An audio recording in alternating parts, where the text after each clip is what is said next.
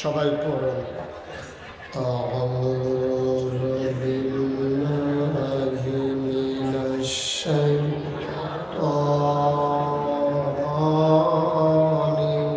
الرجيم. بسم الله الرحمن الرحيم. تبت يدا أبي لهب وتب ما أغنى عنه ماله وما كسب سيصلى نارا ذات لهب وامرأته حمالة الحطب في جيدها حبل من مسد إن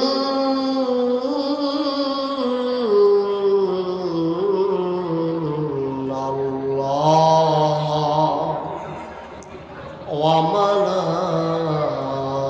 وملائكته يصلون على النبي يا أيها الذين آمنوا صلوا عليه وسلموا تسليما اللهم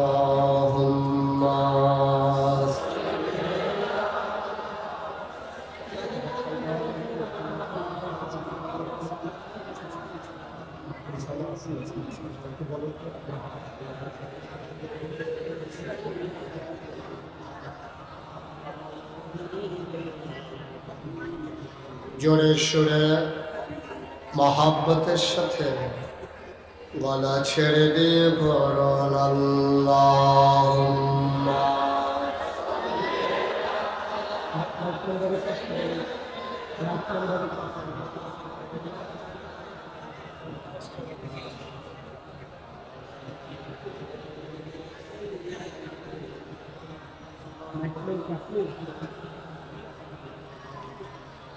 জীবন যদি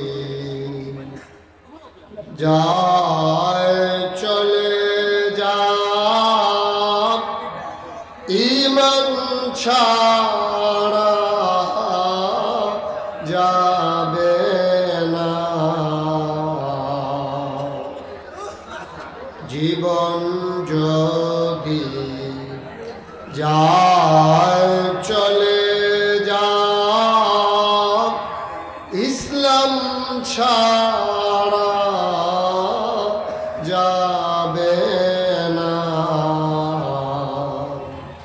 ঈমান যদি ছাড়ো বন্ধু ইসলাম যদি ছাড়ো বন্ধু আল্লাহর জান্নাত পাবে না আল্লাহ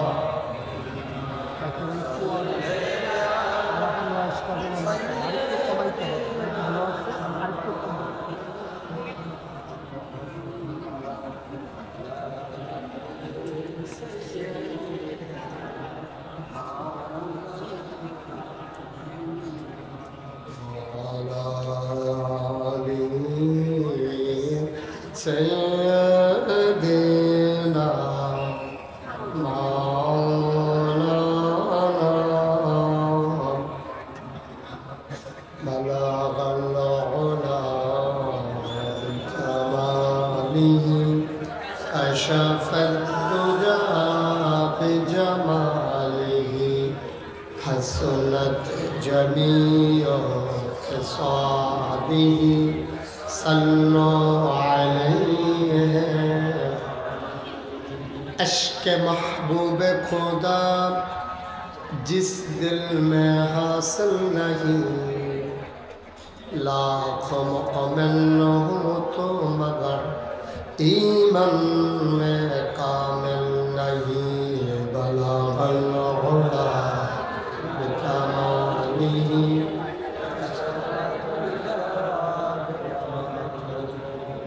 हसनत जमीअ खसालिही।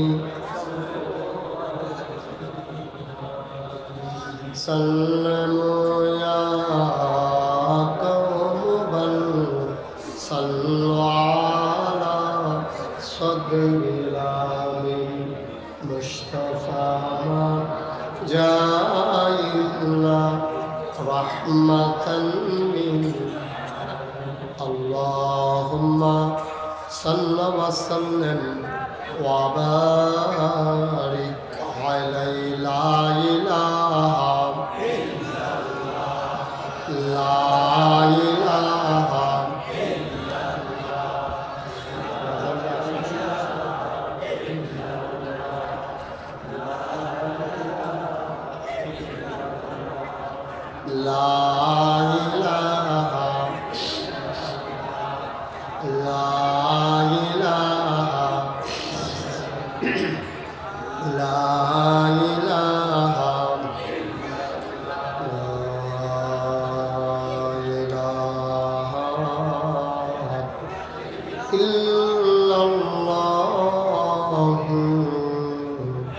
मुहम्मदुर रसूलुल्लाह सल्लल्लाहु अलैहि वसल्लम।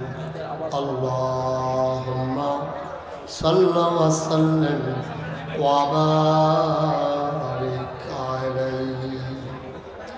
সবাই পড়ি আলহামদুলিল্লাহ, জোরে পড়ি আরো জোরে। আল্লাহ তাবারক ওয়া তাআলার দরবারে আমরা লাখো কোটি শুকরিয়া জ্ঞাপন করছি, যিনি আমাদেরকে ঐতিহ্যবাহী ঐতিহ্যধন্য লক্ষ্মীপুর জেলার চন্দ্রগঞ্জ উপজেলার 13 নং দিঘুলী ইউনিয়ন ইসলামী সমাজ কল্যাণ পরিষদের উদ্যোগে তাফসীরুল কোরআন মাহফিল উপলক্ষে আজ 4 নভেম্বর রোজ সোমবার বরকতময় দিন শেষে অন্ধকারের চাদর যখন পৃথিবী ঢেকে দিয়েছে, কর্মমুখর কর্মব্যস্ত আনন্দ ঘন একটি দিন অতিবাহিত করার পরে স্বাভাবিকভাবে ক্লান্ত পরিশ্রান্ত অবসন্ন এ পিঠ যখন বিছানা চায়, দু চোখ যখন ঘুম চায়, এ দেহ যখন আরাম চায়, সব কিছু হারাম করে দিয়ে সুজলা সুফলা সোনার বাংলাদেশে এ অজপাড়া গায়ের নিবৃত পল্লীতে ছায়া ঘেরা মায়া ভরা সুন্দর সুনিবিড় সুশৃঙ্খল পরিবেশে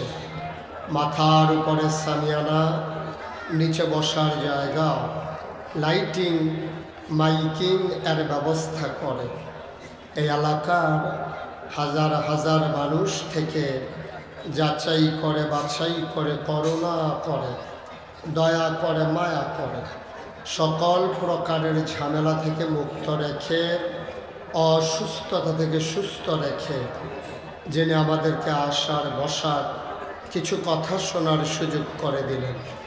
হৃদয়ের সবটুকুন আবেগ উচ্ছ্বাস ভালোবাসা আকতি কাকতি মিনতি জমা করে মাবুদের শিখানো কালেমা দিয়ে চিৎকার করে সবাই পড়ি আলহামদুলিল্লাহ।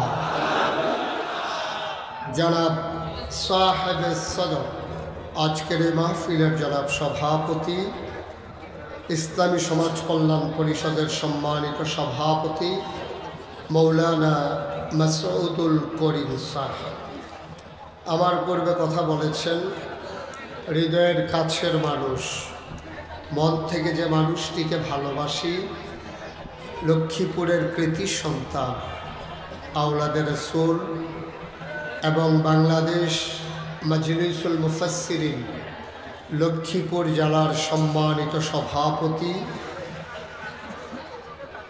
হায়দরগঞ্জ তাহেরিয়া RM কামিল মাদ্রাসার সম্মানিত সহকারী অধ্যাপক হযরত মৌলানা সৈয়দ মাহবুব ইজ্জুদ্দিন জাবিরি সাহেব। কথা বলেছেন হযরত মৌলানা নূর মোহাম্মদ রাসেল সাহেব। আজকে উপস্থিত হওয়ার কথা ছিল লক্ষ্মীপুর সদর উন্নয়ন ফাউন্ডেশনের সম্মানিত চেয়ারম্যান, জননন্দিত নেতা, বাংলাদেশ ইসলামী ছাত্র শিবিরের সাবেক কেন্দ্রীয় সভাপতি ডক্টর মোহাম্মদ রেজাউল করিম সাহেব।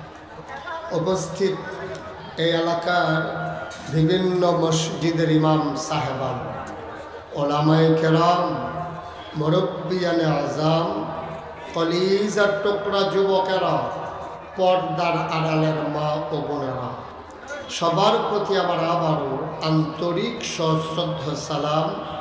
আসসালামু আলাইকুম ওয়া রাহমাতুল্লাহি ওয়া বারাকাতুহু। আমি লক্ষ্মীপুরে এর আগে একবার এসেছিলাম একটা মসজিদ প্রাঙ্গণে। এরপরে ওয়াজ উপলক্ষে লক্ষ্মীপুরে আমার আসা হয়নি। বিভিন্ন সেমিনার সিম্পোজিয়ামে এসেছি, কিন্তু ওয়াজ উপলক্ষে এটাই আমার জীবনে প্রথম আসা। যদিও আমি এখানে প্রথম এসেছি, আপনাদের আতিথেয়তা, আপনাদের বরণ করা, আপনাদের হৃদয়ে নিংড়ানো ভালোবাসা, হৃদয়ের উষ্ণতা আমাকে অভিভূত করেছে, আমাকে বিমোহিত করেছে, আমাকে মুগ্ধ পুলকিত করেছে। আমি দোয়া করছি এ মধুর সম্পর্কটুকুন কিয়ামতের ময়দানে আল্লাহ যেন আমাদের জন্য নাজাতের উসিলা বানিয়ে দেন। সবাই বলে আমিন। মাইকে বিট দিও না, বিটটা বন্ধ করে দেন। বন্ধুগণ, শুরুতেই একজন দেখলাম বলল যে মাইকের আওয়াজ কম। আওয়াজ ঠিকই আছে, আপনাদের আওয়াজের সাথে মাইক কুলাইতে পারতেছে না। আপনারাও আওয়াজ করেন, মাইকেও আওয়াজ করে, আপনারা জিতছেন, মাইক ঠইয়া গেছে। আপনারা একটু চুপ মারেন, মাইক ইনশাল্লাহ জিতে যাবে ইনশাআল্লাহ। মাইক সম্পর্কে আমার ধারণা আছে, ভালো মাইক। ওনারাও চেষ্টা করেছেন, কর্তৃপক্ষ। আমরা একটু চুপ মেরে থাকি, তাহলে কথা শুনতে আমাদের জন্য সহজ। আমি তো আপনাদের এলাকায় নতুন, আমার ওয়াজের কিছু নিয়ম কানুন আছে। আমার ওয়াজের কিছু নিয়ম কানুন আছে। আমার ওয়াজে কেউ দাঁড়িয়ে থাকলে আমি ওয়াজ করতে পারি না, এটা আমার একটা সমস্যা। আমি অনেক ডাক্তারের লোকে আলাপ করছি, এটার কোনো চিকিৎসাও নাই।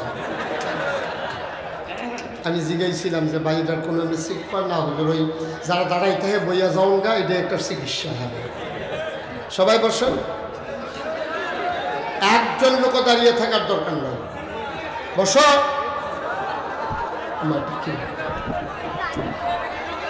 সবাই বসে পড়ুন। এই যে মাশাআল্লাহ এই পাশের লোকজন বসে গেছে, তাড়াতাড়ি বসে পড়ুন। এদিকে সরেন, আপনি এদিকে সরেন, ওই সামনে যান। চেয়ার থেকে উঠেই আপনি বসবেন নাকি? আপনি ওই সামনে যান, ওই পাশে যান। এখানে যারা দাঁড়িয়ে আছেন ওই পাশে যান। যারা ভলান্টিয়ার আছেন একটু সহযোগিতা করেন ওদেরকে। ভাই বসতে বলছি সবাইকে। এই যে এই পাশটা বসে গেছে, আপনাদের সমস্যা কি? সবাই বসে, বিছানার দরকার কি? হ্যাঁ, বাড়িতে বসে যান, বাড়ি থেকে গোসল করে ফেলবে। হ্যাঁ, বাড়ি থেকে গোসল করে ফেলবে, গরমের ভিতরে গোসলটা সুবিধা হবে। হ্যাঁ, সবাই বসে পড়ুন, দয়া করে একটু বসেন। আমার কথা তো শুনতে হবে ভাই, আমার কথা না শুনলে তো আমি ওয়াজ করতে পারবো না। আমাকে একটু সুযোগ করে দিতে হবে। একজন লোক দাঁড়িয়ে থাকার দরকার নাই। আহা, এই লোকগুলো কথা বুঝে না নাকি? আপনি এখানে এভাবে নিচে বসে আওয়াজ শুনবেন?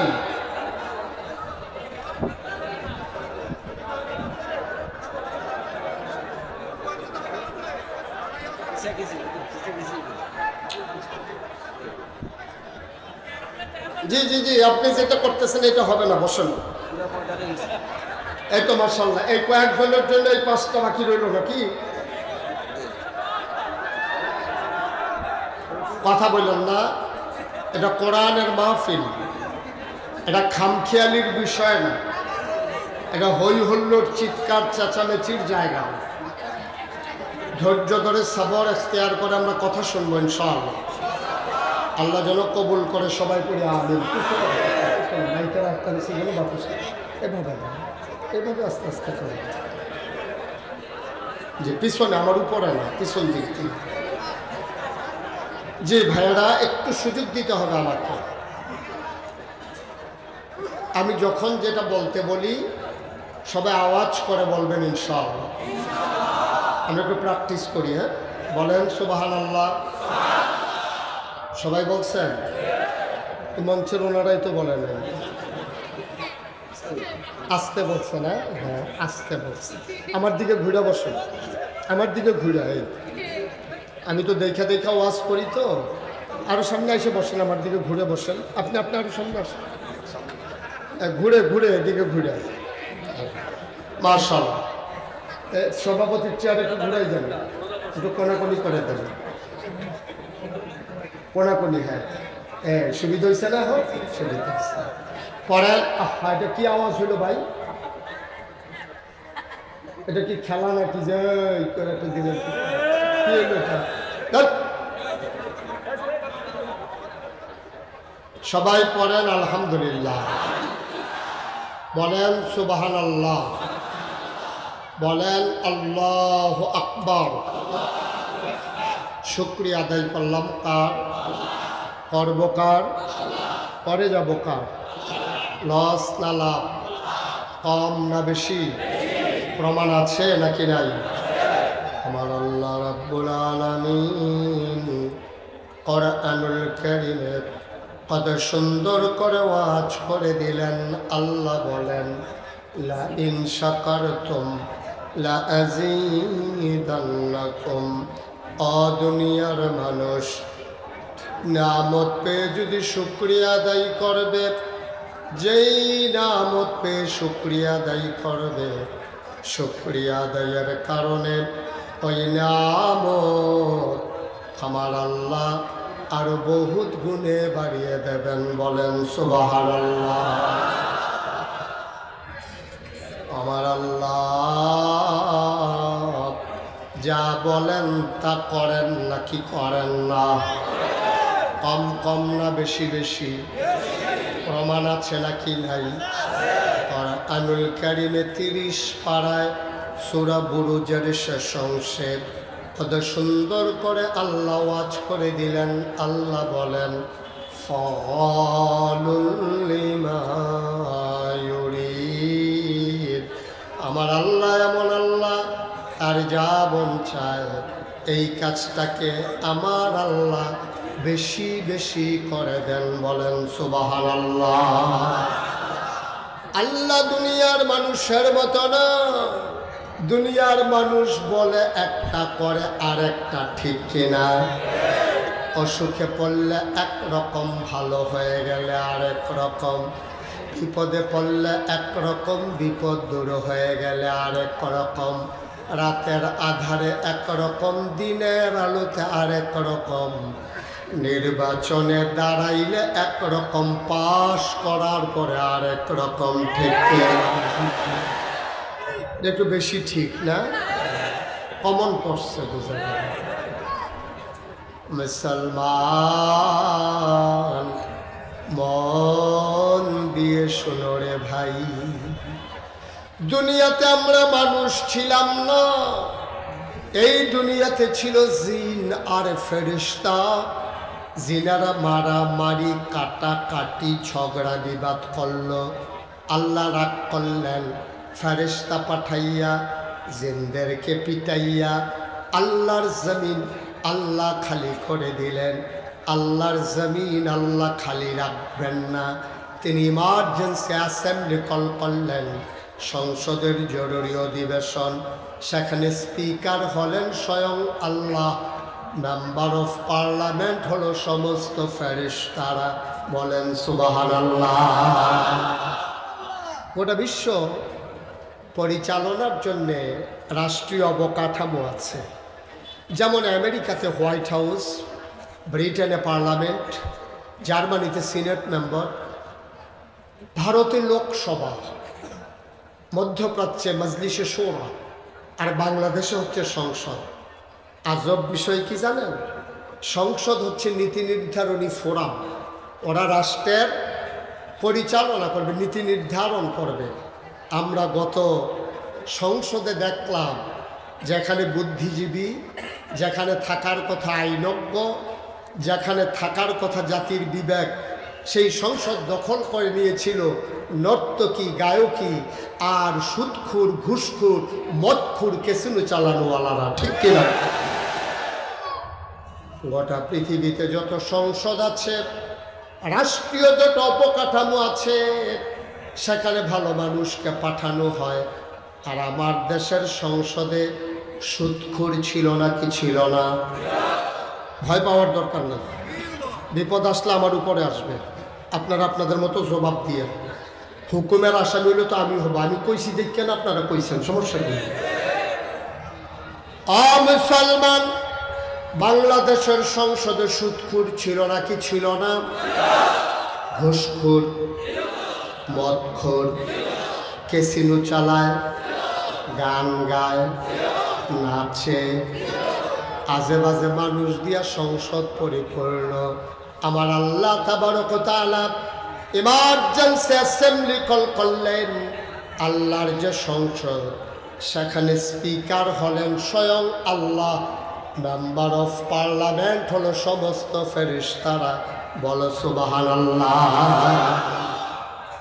এই যে ভাই, এই যে ওনারা আমার দিকে তাকাইতে কন, এই যে আমি আপনারা রাখতে আসছি, দোকানটা খুললে সারতাম পারলাম না, আপনি এখন বাহি দেন, কারবারটা কি?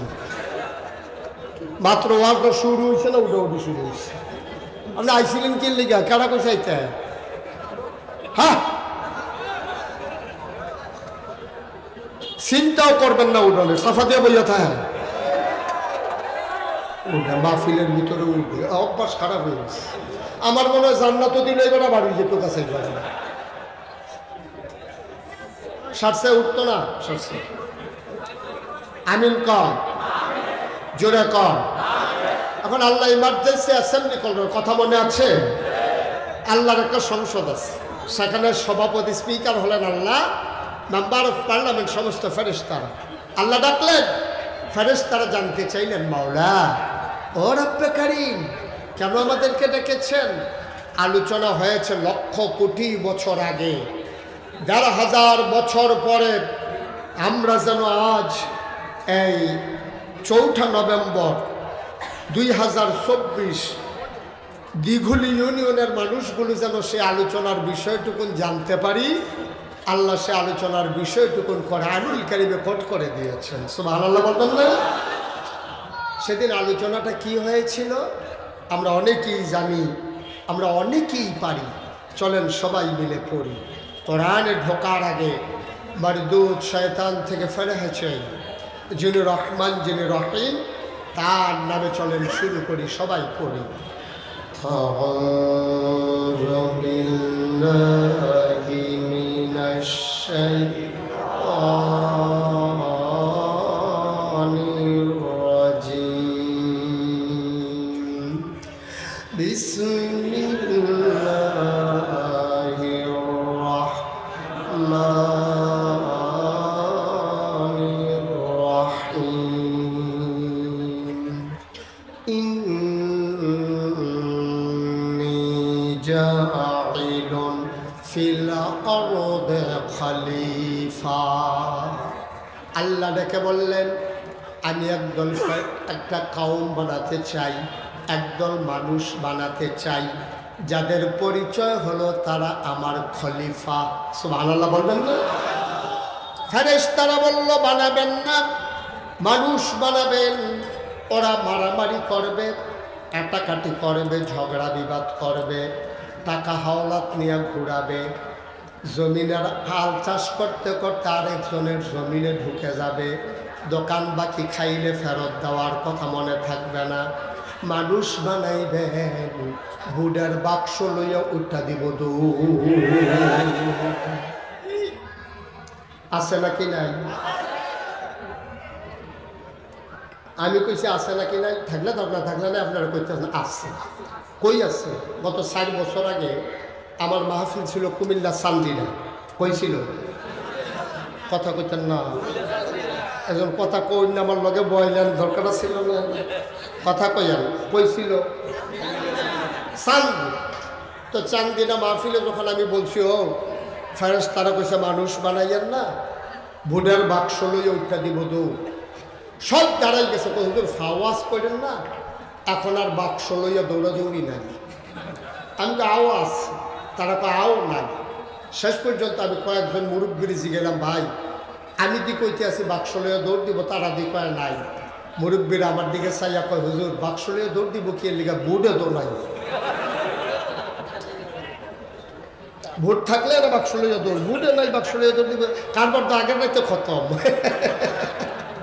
আমি তুমি দামি মামি কি কি তারা তারা দেয়, হ্যাঁ বাক্স লইয়ার দৌড়াদৌড়ি দরকার নেই। নাউজুবিল্লাহ বলবেন না। ফেরেশতারা বললেন মানুষ বানাবেন না। আল্লাহ বুদ্ধিপূর্ণ যুক্তিপূর্ণ জবাব দিয়ে দিলেন। আল্লাহ বলেন ইন্নী আ'লামু মা লা তা'লামুন, আমি যা জানি তোমরা তা জানো না। বলেন সুবহানাল্লাহ। মানুষ বানানো হয়ে গেল। এই মানুষগুলো যেন জান্নাতে যেতে পারে, আল্লাহ তাবারক ওয়া তাআলা যুগে যুগে এই মানুষদের মাঝ থেকে যাচাই করে, যাদের গুনাহ নাই, গুনাহ হওয়ার সম্ভাবনাও নাই, এমন একদল মানুষকে আল্লাহ আমাদের জন্য নবী এবং রাসূল করে পাঠাইছে। সুবহানাল্লাহ বলবেন না? 1,24,000 বলো আর 2,24,000 বলো, অসংখ্য নবী রাসূল সবাইকে আল্লাহ একটা গুণ দিয়েছেন, অনন্য বৈশিষ্ট্য দিয়েছেন, যেইগুলা শরীয়তের ভাষায় বলা হয় মুআজ্জেজা।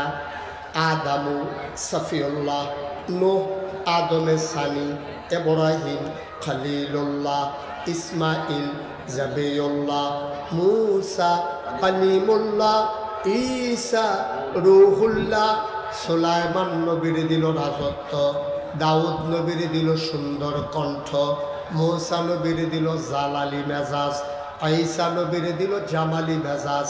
এখন আমরা যারা লক্ষ্মীপুরের মানুষ, আমাদের জানতে মন চায় আমার নবীরে আমার আল্লাহ কি দিল। ঠিক কিনা কম? জানতে মন চায় নাকি চায় না? আপনি সব নবীরে সব দিবেন, আমরা শেষ জমানার নবী পাইয়া আর আমরা সহজ সরল উম্মত পাইয়া আপনার নবীরে কিচ্ছু দিবেন না, আমরা মানি নাকি? আমাদের নবীরও কিচ্ছু একটা দেওয়া লাগবে, লাগবে নাকি লাগবে না? সাহাবিন তাবিন তাবে তাবিন, উম্মাহাতুল মুমিনিন, মুফাসসিরে কোরআন, মুহাদ্দিসিনে আযম, মুফতিয়ানে আযম, ইমাম সাহেবান, পীর মাশায়েখ সবাই মিলে একসাথ হয়ে গেল। শোনো শোনো শোনো, তোমরা জানতে চাও আমার নবীরে কি দিল? 1,24,000 বলো আর 2,24,000 বলো, সকল নবী এবং রাসূল মিলে যা আমার নবীজি একাইতা। ইউসুফ নবীর সুন্দর চেহারা আমার মাঝে আছে নাকি নাই? দাউদ নবীর সুন্দর কণ্ঠ আমার মাঝে আছে নাকি নাই? আমার নবীর মাঝে দাউদ নবীর সুন্দর কণ্ঠ, ও মুসলমান, ইউসুফ নবীর সুন্দর চেহারা, মূসা নবীর জালালি মেজাজ, ঈসা নবীর জালালি মেজাজ, সবাই মিলে যা আমার নবীজি একাইতা। বলো সুবহানাল্লাহ। এই নবী তোমার আমার নবী। 1,500 বছর আগে আমার নবী হেরা গুহায় ধ্যানমগ্ন। আল্লাহর ফেরেশতা জিবরাইল এসে কয়, ও মুহাম্মদ, সবাই পড়েন লক্ষ্মীপুরের মানুষকে আবার বলা লাগলো নবীর নাম শুনলে কি পড়তে হয়? দুই একবার না বারবার, দুই একদিন না প্রতিদিন, দুই এক সপ্তাহ না প্রতি সপ্তাহ, দুই এক মাস না 12 মাস, দুই এক বছর না সারা জীবন আমরা পড়ব সাল্লাল্লাহু আলাইহি। নবীর নাম যতবার আসবে আমরা পড়ব সাল্লাল্লাহু আলাইহি ওয়াসাল্লাম। আর যেন বলা না লাগে ইনশাআল্লাহ। হ্যাঁ, জিবরাইল এসে কয়, ও মুহাম্মদ, আজকে থেকে আপনি মুহাম্মদ ইবনে আব্দুল্লাহ না। মক্কায় আজও বাবা সন্তানের নামের সাথে বাবার নাম জড়াইয়া বলে যেন আর জিজ্ঞেস করা না লাগে তোমার আব্বার নাম কি। তো মোহাম্মদ ইবনে আব্দুল্লাহ, আব্দুল্লাহর ছেলে মোহাম্মদ হিসাবে নবীকে সবাই চিনত। জিবরাইল এসে কয়, মোহাম্মদ আপনি আজকে থেকে মোহাম্মদ ইবনে আব্দুল্লাহ না, আজকে থেকে আপনি মুহাম্মাদুর রাসূলুল্লাহ সাল্লাল্লাহু। নবী ভীত সন্ত্রস্ত, তিনি ভয় কম্পমান, গাল দুইটা তার লাল, চোখ দুইটা তার বড় বড়, কপালের ভিতরে মুক্তার দানার মতো ঘাম জমে গেছে। তিনি সেই হারা গুহা থেকে পাহাড় ডিঙ্গিয়ে নিচে নামলেন, আসলেন আম্মাজান খাদিজার ঘরে। আম্মাজান খাদিজা দেখলেন নবী ভীত সন্ত্রস্ত, ভয়ে কম্পমান। আম্মাজান খাদিজা ছিলেন প্রভাবশালিনী মহিলা। তৎকালীন জামানায় তার উপাধি ছিল তোয়াহেরা। তিনি ছিলেন পবিত্রা, ফাজলামির ভিতরে তিনি নাই।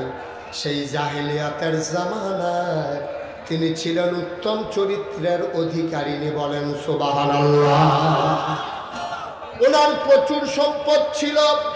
এর আগে ওনার 2 জন স্বামী ছিল, 2 জন স্বামী ধনাঢ্য মানুষ ছিল। তাদের ইন্তেকালের কারণে সবগুলা সম্পদ আম্মাজান খাদিজা পেয়েছেন। ওনার আব্বাও ছিলেন ধনী মানুষ, ওনার টাকাগুলোও পেয়েছেন। আম্মাজান খাদিজা যখন দেখলেন নবী ভীত সন্ত্রস্ত, ডাক দিয়া কইয়া, ও স্বামী আমার। তখনও নবীর নবুয়ত প্রকাশ পায় নাই। কয়, স্বামী আমার, আপনি কি ভয় পাইছেন? কেউ আপনারে কিছু বলছে নাকি? নবীজি ডাক দেয়া কয়, খাদিজা, দুনিয়ার কেউ বলে নাই, আল্লাহর ফেরেশতা নাম নাকি জিবরাইল আমার এসে কয় আমি নাকি মুহাম্মদ ইবনে আব্দুল্লাহ না, আমি নাকি মুহাম্মদুর রাসূলুল্লাহ। এই কথাটা বলার সাথে সাথে আম্মাজান খাদিজা একটা সেকেন্ড দেরি করলেন না, একটা মুহূর্ত দেরি করলেন না। জানতে চাইলেন না কবে থেকে আপনি আল্লাহ রাসূল, কার জন্য রাসূল, কতদিন এই রাসূল থাকবে, কোন জনপদের জন্য রাসূল, একটা কথাও তিনি জিজ্ঞেস করলেন না। নবী বললেন আমি নাকি রাসূল।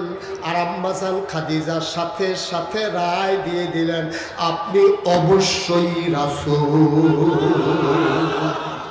সুবহানাল্লাহ বলবেন না? আম্মাজান খাদিজা আমার নবীকে চিনত নাকি চিনত না? একসাথে দিন ছিলেন 15 বছর। আম্মাজান খাদিজার সাথে নবীজির যখন বিয়ে হয় তখন খাদিজার বয়স 40, নবীজির বয়স 25। নবুয়ত প্রাপ্ত যখন হলেন নবীজি 40, আম্মাজান খাদিজা 55। 15টা বছর একসাথে সংসার করলেন, স্বামী স্ত্রীর সম্পর্ক, একসাথে ঘুমাইলেন, একসাথে চললেন, একসাথে লেনদেন, একসাথে খাওয়া দাওয়া করলেন। চইলা ফিরা বুইজা শুইনা দেখা যাই না আম্মাজান খাদিজা রায় দিয়ে দিলেন অবশ্যই আপনি নবী, বলেন সুবহানাল্লাহ। এখন এই প্যান্ডেলে হাজার হাজার মানুষ যারা আছেন, আজকে মাহফিল শেষ হওয়ার পরে আপনি যখন বাড়িতে যাবেন, আপনি গিয়া যদি বলেন কুমিল্লা নাগাইশের পীর সাহেব হুজুর আসছিল, পীর সাহেব হুজুর বইলা দিছে অলি অলি অলি। আপনি যদি বাড়ি থেকে আপনার ওয়াইফকে বলেন যে আমি অলি, তাইলে আপনার ওয়াইফ দেখবেন হাসতে হাসতে মারাও যেতে পারে। অলি বিড়ির গন্ধে লগে দিয়ে আড়ন যায় না, অলি।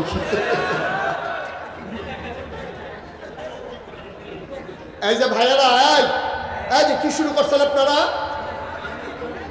ভাই মাহফিলটা তো মাত্র শুরুও করতে পারলাম না, কি তামাশা করতেছেন? কেন আসছেন আপনি? চুপ মেরে বসে থাকেন, কথা শুনেন। অভ্যাসটা তো খারাপ হয়েছে, ভেজালের ভিতরে চলতে চলতে এখন আর ভালো জিনিস ভালো লাগে না। কত একটা মনে পড়ছে, এটা কি কইলে এটা? আমার মাদ্রাসা পরিদর্শনে একবার টিউনু আসছে। টিউনু আসার পরে আমি ওনারে কলা দিলাম, সাগর কলা। বললাম যে স্যার, আমার মাদ্রাসার নিজের জায়গা, নিজের হাতের লাগানো কলা, কোনো ওষুধ টষুধ নাই, খুব ভালো কলা। টিউনু সব বলতেছে এই কলা আমারই দিয়েন না, সাংঘাতিক ক্ষতি হয় আমার। আমি বললাম কেন স্যার, আমি তো কোনো ওষুধ টষুধ নাই তো। এর আগে একবার ভালো কলা খাইছিলাম, 3 দিন পেট খারাপ ছিল, ভেজাল খাইতে খাইতে এখন ভালোটা অসহ্য হয় না। আমরা তারা গান শুনতে শুনতে, বাজনা শুনতে শুনতে এখন আর কোরআনের আলোচনা ভাল লাগে না, ঠিক কিনা কম?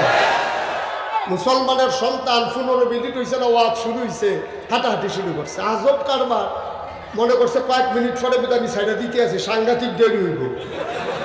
এই যে তারে বসাও, এই নীল রঙের গেঞ্জি সাফা দিয়ে বসাও। খারাপ কিন্তু বেশি না, খারাপ 2-4টা, খারাপ কয়টা?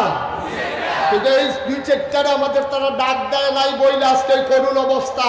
বাংলাদেশের সংসদে 350 লোক ছিল, কেউ ডাক দেওয়ার ছিল না বইলেই পালাইতে হয়েছে, ঠিক কিনা? যদি ডাক দেওয়ার থাকতো যে আপনারা কি শুরু করছেন, এই কথা বলার লোক থাকলে আজকে দেশ সাইডে পালানো লাগে না। একটা রাজনৈতিক দল, একটা পত্রিকা, ছাত্র সমন্বয়ক কেউ বলে নাই যে সবাই দেশ ছেড়ে পালাইতে হবে। সবাই বলছিল দফা 1 দাবি 1, দফা 1 দাবি 1, শেখ হাসিনার পদত্যাগ, এইটা বলছিল সবাই। কিন্তু আল্লাহ কারে না, এর ধরে হইতো না। কথা বললেন কেন? এখানে বসে বসে কথা বলে বেয়াদব।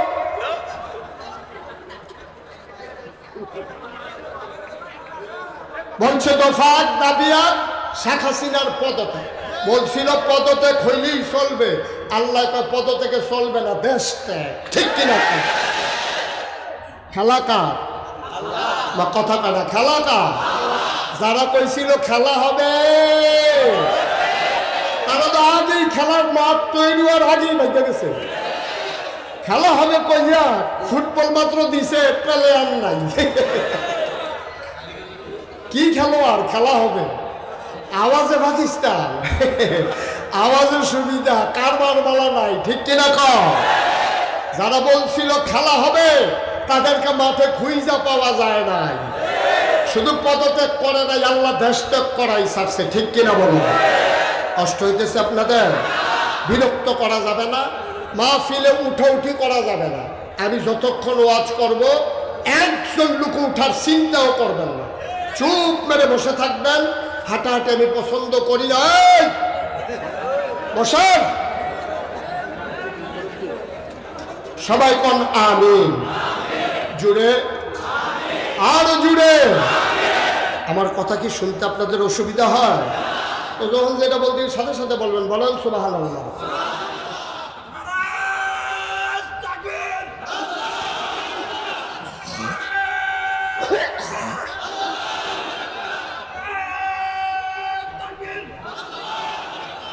সবাই পড়ে না আমিন।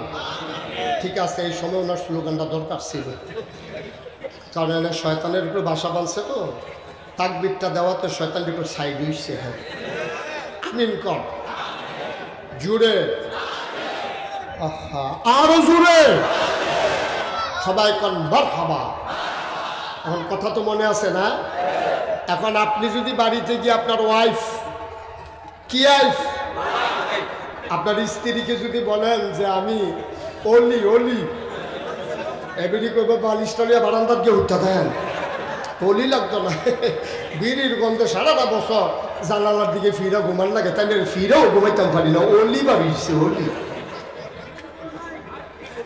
আল্লাহর নবী ডাক দিয়া বললেন, খাদিজা আমি নাকি নবী? আম্মাজান খাদিজা একবারও কোনো প্রশ্ন করলেন না, সাথে সাথে জবাব দিয়ে দিলেন, আপনি অবশ্যই নবী। আম্মাজান খাদিজা ইসলাম গ্রহণ করলেন, আলী গ্রহণ করলেন, জায়েদ গ্রহণ করলেন, আবু বকর সিদ্দিক রাদিয়াল্লাহু তাআলা আনহু ইসলাম গ্রহণ করলেন। আবার আল্লাহ ডেকে বললেন, ও নবী আমার, বংশের লোক যারা, রক্তের সম্পর্কীয় যারা, আত্মীয়তার বন্ধন যাদের সাথে, সবাইকে ডাকেন। নবীজি সবাইকে ডাকলেন সাফা পাহাড়ের কিনারে। সবাই যখন আসলো নবী পাহাড়ের উঁচু জায়গায়, তিনি বললেন, আমি যদি এখন বলি ওই পার্শ্বে শত্রু আছে, তোমরা কি বিশ্বাস করবে না? করবো না মানে তুমি কি মিথ্যা বলো নাকি? সুবহানাল্লাহ বলবেন না? তুমি তো মিথ্যাই বলো না, সুতরাং অস্বীকার করবো কেন? আবার নবী বললেন, তাহলে কথা শুনো, তোমরা যে 360 দেবদেবীর আবাদত করো, পূজা করো, এটা করা যাবে না। আবাদত করতে হবে শুধুমাত্র, কেবলমাত্র, একমাত্র। সুবহানাল্লাহ বলবেন না? আমরা পড়ে না লা ইলাহা ইল্লাল্লাহু মুহাম্মাদুর রাসূলুল্লাহ সাল্লাল্লাহু আলাইহি ওয়াসাল্লাম। যেই মাত্র এই কথা বলছে, কাফেররা খুশি না বেজার? আনন্দিত না রাগান্বিত? নবীরে ফুলের মালা না পাথর দিয়া ঢিল মারা? এই যেই কথা এতদিন যারা আলামিন বলছে, এতদিন যারা খুরমা খাজুর খাওয়াইছে, জমজমের পানি খাওয়াইছে, এতদিন যারা বেদানা খাওয়াইছে, নবীর কাছে টাকা আমানত রাখছে, ওই মানুষগুলো এখন চিৎকার করে, এই মাত্র মুখোশ উন্মোচন হয়েছে, এই মাত্র নমুনা বের হয়েছে। ভালো মানুষ কারে কয়?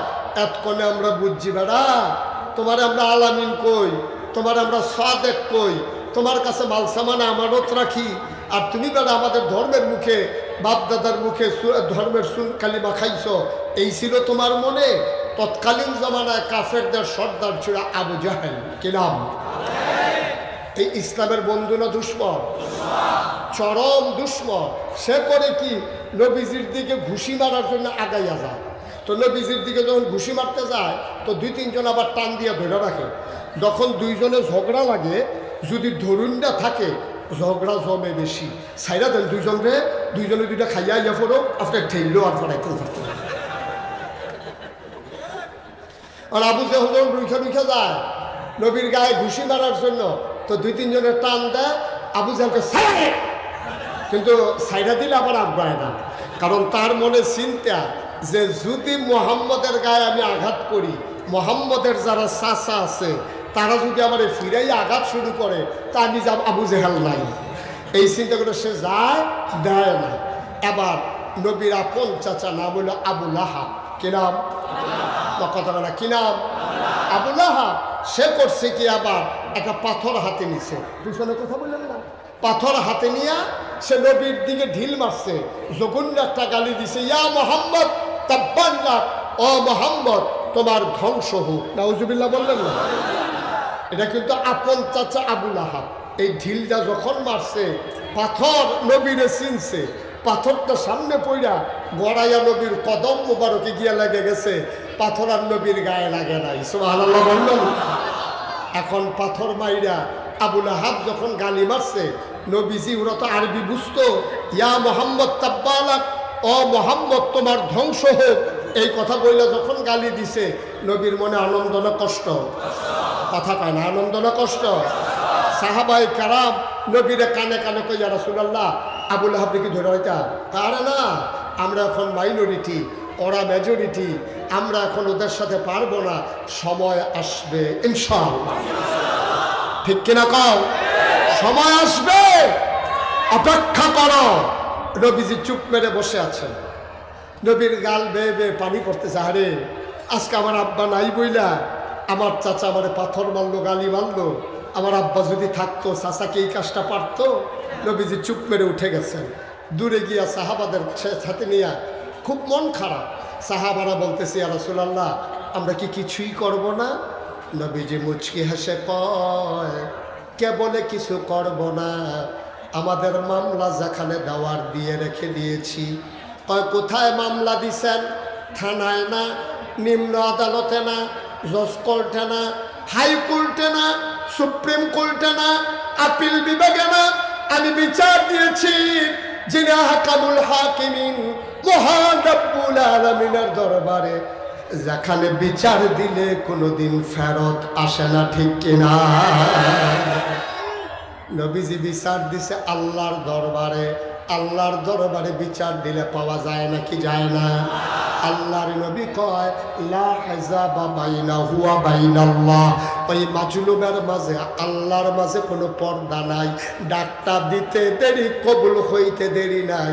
১৩,০০০ বছর আগে তার যেমন প্রমাণ ছিল, আজও বাংলাদেশে তার প্রমাণ আছে নাকি না?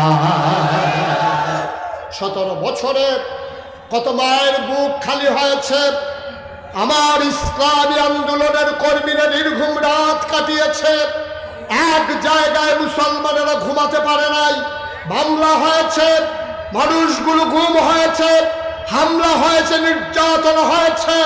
মানুষগুলো রাতের আধারে তাহাজ্জুদ পড়ে পড়ে মাওলার দরবারে চোখের পানি ছেড়ে দিয়েছে। লা হিজাবা বাইনাহু ওয়া বাইনাল্লাহ, ওই মানুষগুলোর মাঝে আল্লাহর মাঝে কোনো পর্দা নাই। আল্লাহ তাদের ডাক কবুল করে দেশ ত্যাগের মাধ্যমে তার প্রতিশোধ দিয়েছে, ঠিক কি না বলো?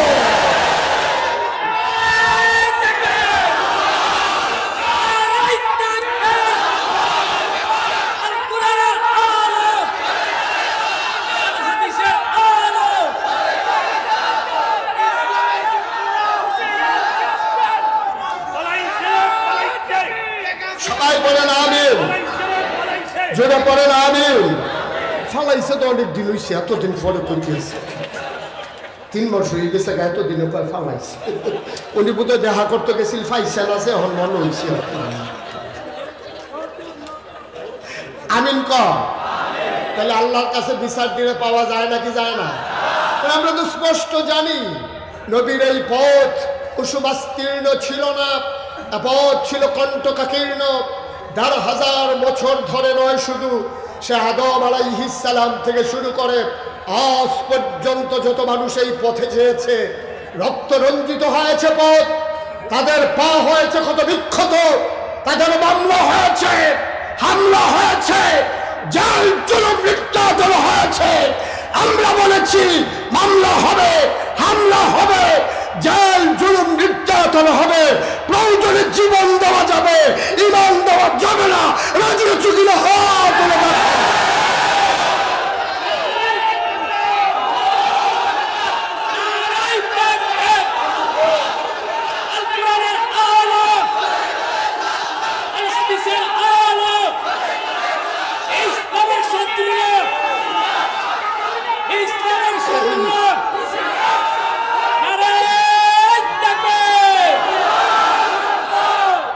এইটাই সুযোগ যাওয়ার, এই জন্য উনি 2 জন গেছে।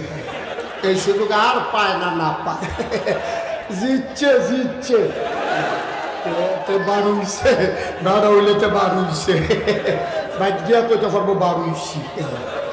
তখন জালখানাটা ছিলি থাকবে দাদা। আমিন কয় না রে, জোরে কয় না আমিন। তাহলে নবীজি বিচার দিচ্ছেন কার দরবারে?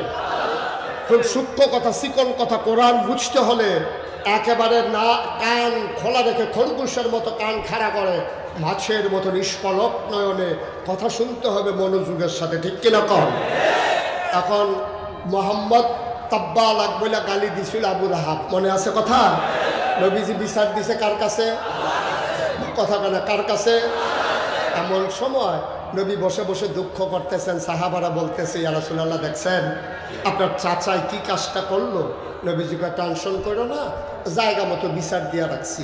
কিছুক্ষণ পরে নবী মুস্কি মুস্কি হাসতেছেন, সুবহানাল্লাহ বলবেন না? তিনি বললেন ওয়ালাইকুম আসসালাম ওয়া রাহমাতুল্লাহ। সাহাবারা কেউ সালাম শুনলো না, কিন্তু তিনি বলতেছেন ওয়ালাইকুম আসসালাম ওয়া রাহমাতুল্লাহ। আচ্ছা, আমি যদি এখন মাহফিলের মাঝে দিয়া বলি ওয়ালাইকুম আসসালাম ওয়া রাহমাতুল্লাহ, আপনারা আশ্চর্য হবেন না যে হুজুরকে কে সালাম দিল, হুজুরের মাঝে দিয়ে কি কইলো? এটা আপনারা চিন্তা, আয় ছেলে আয়, এটা নামান। ও সালাম তো বেড়ায় তো, হ্যাঁ নামান, এটা ঘুরাইতে আছে বেড়া। তো আপনি ওয়াজ শুনতেছেন কেমন ভাই? আমিন কন, জোরে কন। এখন নবীজি কয় ওয়ালাইকুম আসসালাম ওয়া রাহমাতুল্লাহ। সাহাবারা অবাক বিস্ময়ে তাকিয়ে রইলেন, ইয়া রাসূলুল্লাহ সালাম কে দিল? আল্লাহর নবী কয় আল্লাহর ফেরেশতা জিবরাইল এসে গেছে, আমারে কয় আসসালাতু ওয়াসসালামু আলাইকা ইয়া রাসূলুল্লাহ, আসসালাতু ওয়াসসালামু আলাইকা ইয়া হাবিবাল্লাহ, আসসালাতু ওয়াসসালামু আলাইকা ইয়া শাফিয়াল মুজনুবিন, আসসালাতু ওয়াসসালামু আলাইকা ইয়া রাহমাতাল লিল আলামিন। নবী কয় ওয়ালাইকুম আসসালাম ওয়া রাহমাতুল্লাহ। জিবরাইল এসে কয় নবী গো, আপনি কি আল্লাহর কাছে কোনো বিচার দিছিলেন? সুবহানাল্লাহ বলেন না? আপনি কি আল্লাহর কাছে কোনো বিচার টিচার দিছিলেন নাকি? কয় জানাই রাখছিলাম। কয় কি জানাইছিলেন? আমার চাচা আবুল আহাব আমারে পাথর মারছে, গালি দিছে, বলছে ইয়া মোহাম্মদ তাব্বালাক। কয় বিচারের রায় আইসা পড়ছে। সুবহানাল্লাহ। বিচার যে দিছিলেন, বিচারের রায় তো চলে আসছে। কয় কি বিচারের রায় আসছে? আমরা সবাই জানি, সবাই পারি, চলেন সবাই পড়ি। আল্লাহর নবী আল্লাহর ফেরেশতা জিবরাইল কয় ও নবী আমার রায় চলে আসছে। কয় কি রায়? সবাই পড়েন তাব্বাত ইয়াদা আবি লাহাবিন ওয়া তাব মা আগনা আনহু মালুহু ওয়া মা কাসাব সায়াসলা নারান যাতা লাহাব ওয়া ইমরাআতুহু হাম্মালাতাল হাতাব ফি জিদিহা হাবলুম মিন মাসাদ। সুবহানাল্লাহ বলবেন না? বিচার দিতে দেরি নাই, আসতে দেরি নাই। ওই মক্কার সাহাবারা আরবি বুঝতো নাকি বুঝতো না? সবাই অর্থ বুঝে ফেলছে। আপনাদের জন্য আবার বুঝাইয়া বলি। আল্লাহ কয়, খুব খেয়াল, গভীর মনোযোগ। আল্লাহ কয় আল্লাহ কয় তাব্বাত। এই খেয়াল করেন, ওই আবুল আহাব বলছিল তাব্বালাক ইয়া মুহাম্মদ, আর আল্লাহ তো তাব্বাত ধ্বংস হয়ে গেছে, ধ্বংস হয়ে গেছে, হবে না গেছে, ধ্বংস হয়ে গেছে। ইয়াদা দুই হাত, আবি লাহাব আবু লাহাবের ওয়াত্তাব এমন ধ্বংস হয়েছে, ট্রমা সেন্টারে নিতে পারবা, কবিরাজের বাইক নিতে পারবা, ছড়ি লাগাইয়া গলার লগে বান্ধা দিব, এই আতার জোড়া লাগতো না। সুবহানাল্লাহ বলবেন না? অকরা ভাঙ্গার মতো ভাঙছে, মনে হয় যেমন চাক্কা, ট্রাকের চাক্কা হাতের উফরে দিয়ে গেছে। এই কারণে এখানে সিহন কথা আছে, সূক্ষ্ম কথা, গভীর মনোযোগ। আবুল আহাবের ঢিল মারছিল কি দুই হাতে না এক হাতে?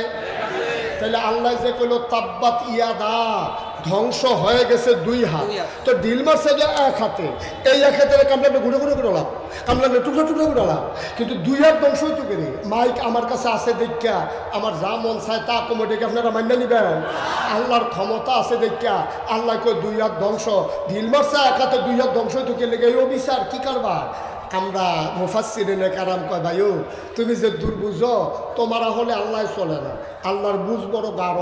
কারণ যদিও সে এক হাতে ঢিল মারছে, কয় ফলাফাইনে যে ক্রিকেট খেলেনিও, ফলাফাইন ক্রিকেট খেলতে গিয়া একজনে ব্যাট ধরে আরেকজনে বল করে, এই বল করতে গিয়া একটা হাত কি গামছা দিয়া বান্ধা লয়, কথা কথা গামছা দিয়ে হাত বান্ধা লয়, কি করে এমনি এক হাতে বল লয় আর এমনি এমনি এমনি আগাইতে আগাইতে গিয়া সেটা এরপরে এই হাতে হেলিও কয়, এই হাতে ঢিল মারে, ঠিক কিনা কয়? তাহলে দুনো হাতের অবদান আছে নাকি নাই? ক্রিকেটার যখন বল করে তার দুই হাতের অবদান থাকে, এক হাতে ঢিল মারে আর এক হাতে হেলিও কয়। মাজদুরুন্নার যেই ভাগ, দুলা রাখুন্নার সেই ভাগ, ঠিক কিনা কও? তাইলে ঢিল মারুন্নার যেই ভাগ, হেলিও কন্যার এই ভাগ। এই জন্য আল্লাহ কইয়া দা ধ্বংস হয়ে গেছে দুই হাত, দুনো হাতের অবদান আছে, কোনো হাতকে ছাড়া হবে না, ঠিক কিনা? শুধু যে সরকারের দোষ তা না, তার সাথে যারা সহযোগী ছিল, ঠিক কিনা কও? শুধু সরকারকে ধরা হবে না, সরকারের হুকুম মানলে যারা হেইও কইছে তাদেরও সরাসরি নাই, ঠিক কিনা?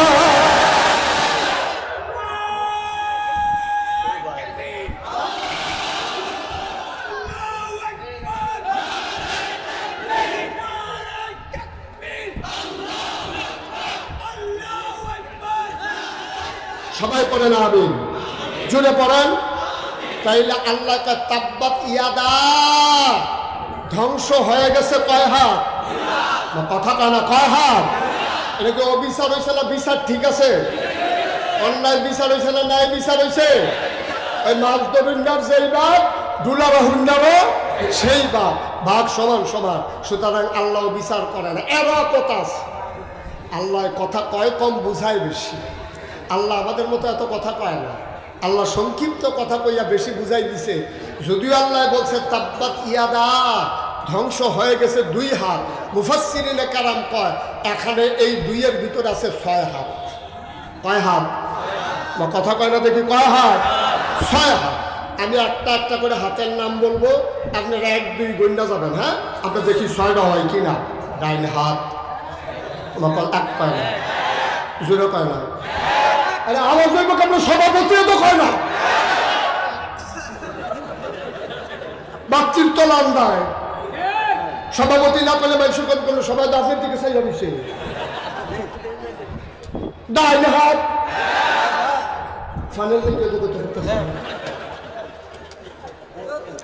ডাইন হাত, বাম হাত, দুনিয়া আখিরাত, ছেলে মেয়ে বউ সম্পদ।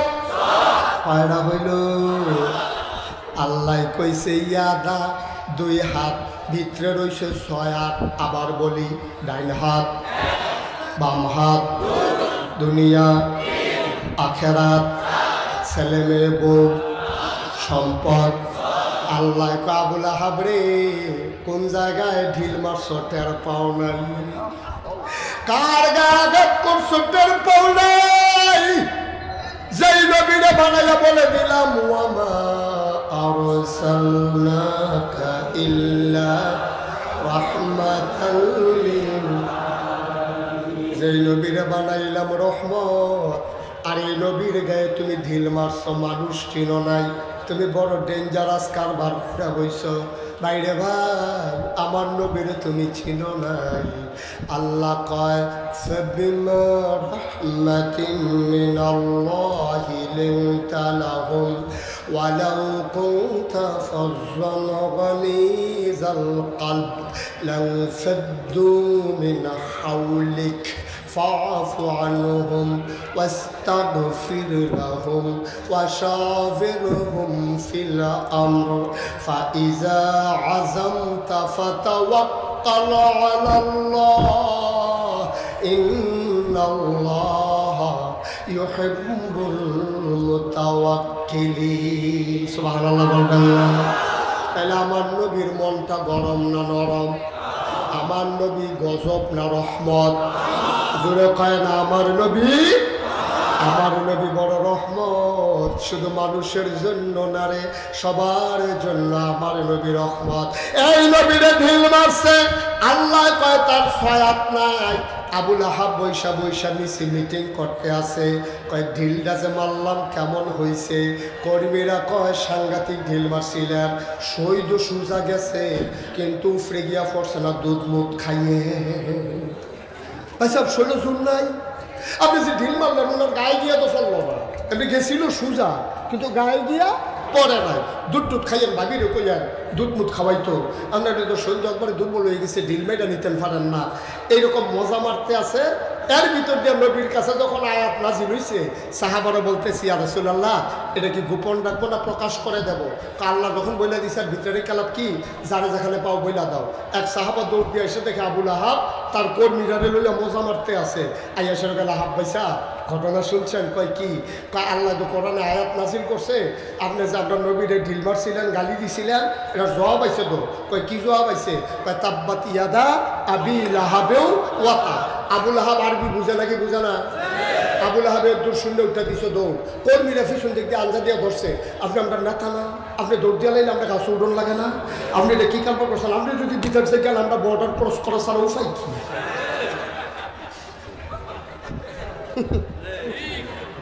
কি আপনি যদি হেলিকপ্টারটা উঠে দিয়ে যাই কে, আমরা যদি নিচে দিয়ে যাওয়ার লাগে উপায় নেই তো। হেলিকপ্টার তো সবার লাগে না, ঠিক কিরকম? আর আপনি যদি দৌড় দেন, তাহলে আমরা সাধারণ কর্মীর উপায় কি? আবুল আহাবে কি কইছে শুনবেন?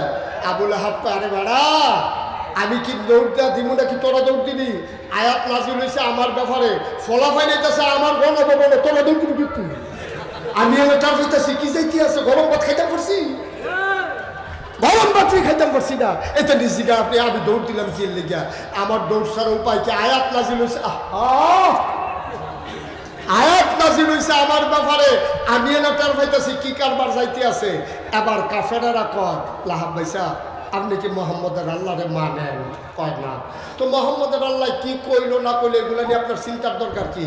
আবুল আহাব চিল্লার দেখে বাইরে মোহাম্মদের আল্লাহরে তো মানি না, কিন্তু খেয়াল করে দেখছি মোহাম্মদের আল্লাহ যা কয় তাই হয়। সুবহানাল্লাহ বলবেন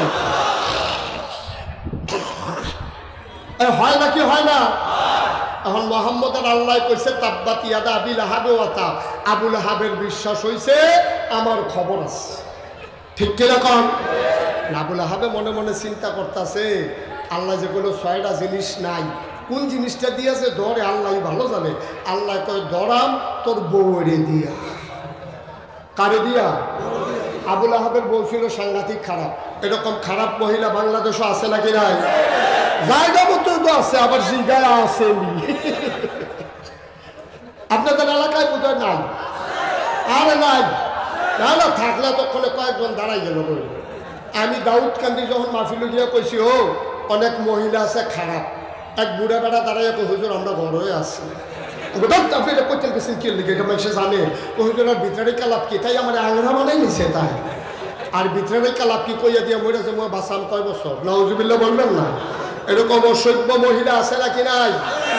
আবুল আহাবের বউ ছিল অসভ্য। এটা কি নগণ্য না জঘন্য? জঘন্য অসভ্য।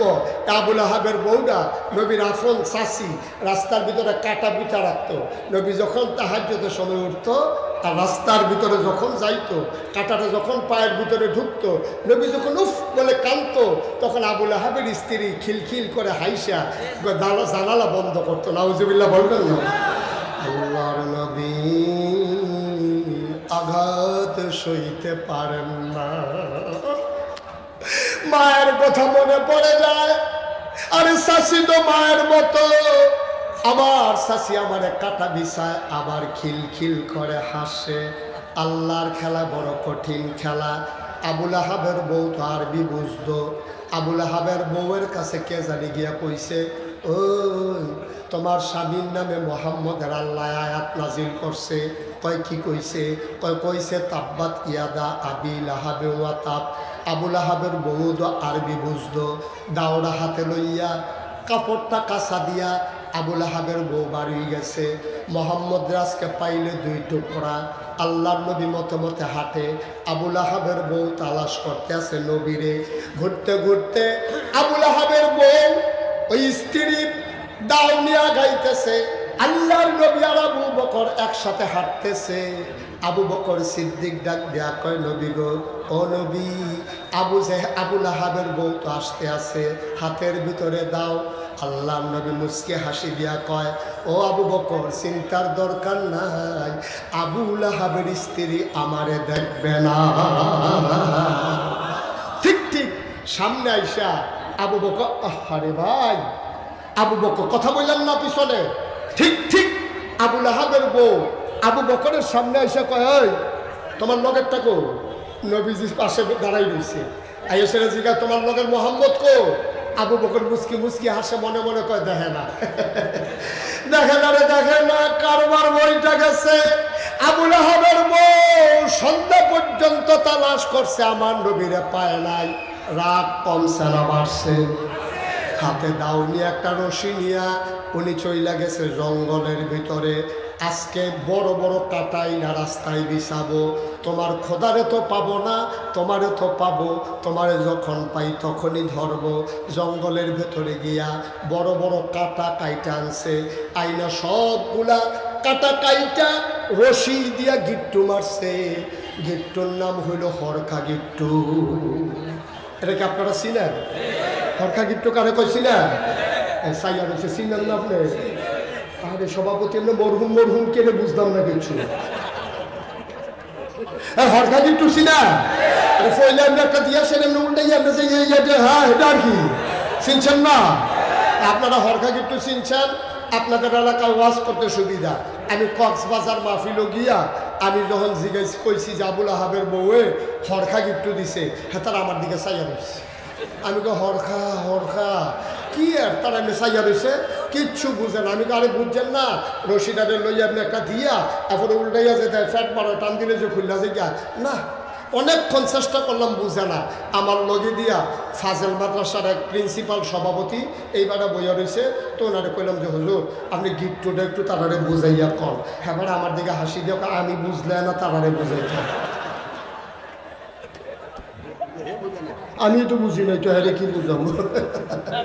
তো পরে চিন্তা করছি কক্সবাজার মাহফিলে যাওয়ার সময় দড়ি লইয়া যাবো, হরখা কারে কই সিলাই দিয়া যাবো আমাল্লা যা করে। কষ্ট হইতে আছে, মাইক ছাড়া দেওয়া দরকার।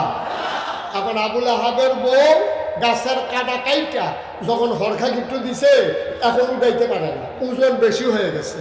জঙ্গলের ভিতরে তো আর মানুষ নাই, এখন এটা উঠাবে কেমনে? আমরা যদি দেখতাম কোনো মানুষ নাই, বোঝাটা একটু ভারী হয়ে গেছে, আমরা হইলে কি করতাম? কথা বলে কি করতাম? একটু কমাই নিতাম।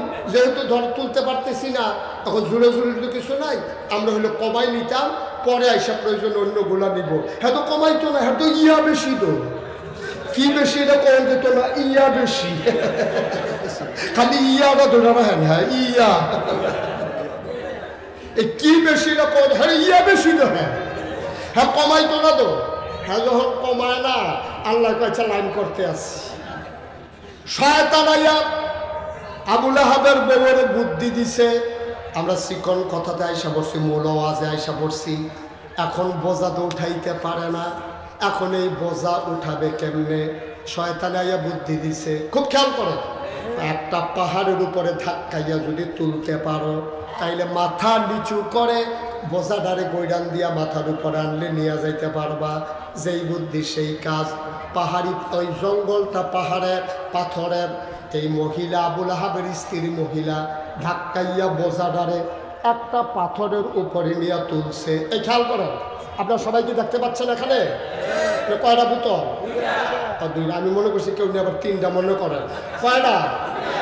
এখন আবুল আহাবের বউয়ের মাথায় বুদ্ধি দিছে যে একটা পাহাড়ের উপরে বোঝাটা উঠাই না। মনে করেন এই পাহাড়ে, বুঝতে পারছেন, সামনের বোতলটা একটা পাহাড়, এটার উপরে নিয়ে বোঝা উঠাইছে। এই মাঝের ফাঁকে আবুল আহাবের বউ দাঁড়াইছে, পিছনে আরেকটা পাথর, সামনের পাথরে বোঝা, মাঝে ফাঁকা, পেছনে আরেকটা পাথর। জায়গাটা কি চিনছেন? সবাই চিনছেন জায়গা? সামনে কি, পিছনে কি, মাঝে কি? এই ফাঁকা জায়গার ভিতরে দাঁড়াইছে আবুল আহাবের স্ত্রী। সামনের পাথর হইল বোঝা, মাথা নোয়াইয়া যখন সামনের পাথরটা গড়ানি দিছে যে মাথায় পাথর উঠলে, বোঝাটা উঠলে আস্তে করে দাঁড়াইয়া বাড়িতে চলে আসবো। এখন গড়ানি যখন দিছে, ফেরেস্তাইকে একটু আঙ্গুল দিয়ে গুতা দিছে নাকি কি জানি, গড়ানিটা পড়ে গেছে জুড়ে। জুড়ে পড়ার কারণে এখন হরখা গিট্টু দিলে এরকম একটা গুণ রশির ভিতরে থাকে নাকি থাকে না? এখন যখন জুড়ে পড়ে দিছে, বোঝা পড়ে গেছে এই পেছনের পাথরের পিছন দিয়া। এখন মহিলা এমনি তো রয়েছে, তো যখন বোঝা পড়ে দিছে পিছনের দিকে গেছে, এই মহিলা বাঁকা হয়ে গেছে। সামনের পাথরে পা আটকাই গেছে, পেছনের পাথরে কোমর আটকাই গেছে, আর মহিলার গলার ভিতরে গিয়া হরখার গুলটা আটকাইছে। খেলাকা বা কথা না, খেলাকা এই রশির যে গুলটা এদিকে আটকাইছে মহিলার গলা। সামনের পাথরের জন্য পা উঠে না, পেছনের পাথরের জন্য কোমর নিচে নামে না। এখন গলার ভিতরে লেগে গেছে ফাঁসি, আর কাটাগুলা সবগুলো ঝুলে রয়েছে। এখন পড়ে গেছে গলায় ফাঁসি। দুই তিনটা আওয়াজ কইরা তাই না, তাই খেলাকা কথা না, খেলাকা। এখানে কি নবীজির কোন সাহাবা গেছিল? নবীজি গেছিল? খেলাকা আল্লাহর কি কঠিন খেলা দেখেন। ওনার নিজের হাতের কাটা, এই গাছের কাটা দিয়া, ওনার রশির বাদ দিয়া, রশির হরখার গুল দিয়া, পাথরের ভিতরে পার কোমর আটকাইয়া আবুল আহাবের স্ত্রীর গলায় ফাঁসি লাইয়া তাই যখন মারা গেছে সন্ধ্যা হয়ে গেছে, আবুল আহাবের স্ত্রী ঘরে আসে না। আবুল আহাব ঘরে গিয়ে দেখে আবুল আহাবের স্ত্রী নাই। কতক্ষণ ডাকি চাই, কই গেলা, কোনো খবর নাই। এর ভিতর দিয়া খুঁজা টেকে যখন পায় না, রাস্তায় গিয়া কয় ভাই তোমরা ভাবিরে দেখছো নি? কয় না ভাই সাহ, ভাবিরে তো সারাদিন দেখছি দাউ লইয়া ঘুরে। কহ শরীরটা তো একটু রাগ বেশি, এখন জানি কই গেছে। একজনে কই দেখছি পাহাড়ের দিকে গেছে, বাতি টাতি লইয়া লাঠি সোটা লইয়া পাহাড়ের ভিতরে গিয়া কয়েকজন ঢুইকা দেখে আবুল আহাবের স্ত্রী পা আটকাই গেছে পাথরে, কবর আটকাই গেছে পাথরে, গলার ভিতরে ফাঁসি লেগে গেছে। দৌড়ে আইসা বলতেছে ভাই সাহ, ভাবিরে পাওয়া গেছে। ভাবিরে? কই কই পাওয়া গেছে? কই জঙ্গলের ভিতরে। কই কি অবস্থা? কই গলার ভিতরে ফাঁসি লেগা ভাবির জিব্বা বাড়ি রইছে, ভাবি মারা গেছে। আবুল আহাবে চিল্লান দিয়া কয় এই রশি মশি কিচ্ছু না রে, কাটা টাটা কিচ্ছু না, তাব্বাত ইয়াদা, তাব্বাত খেলাটা খেলা কয়টা জিনিস না থাকতো না, কথা কোনো কয় না, একটা লইয়া টান দিছে পরে আবুল আহাব সারা বেড়া লাগিয়ে গেছে। আল্লাহর খেলা কঠিন খেলা ভাই, কি মজার খেলা। আল্লাহর কোন মুসলমানের সাহায্য নেন নাই। ওই সময় যদি কোনো মুসলমান আবুল আহাবের গায়ে আঘাত করত, তার বউয়ের গায়ে আঘাত করত, তাইলে বাঁচার উপায় ছিল না।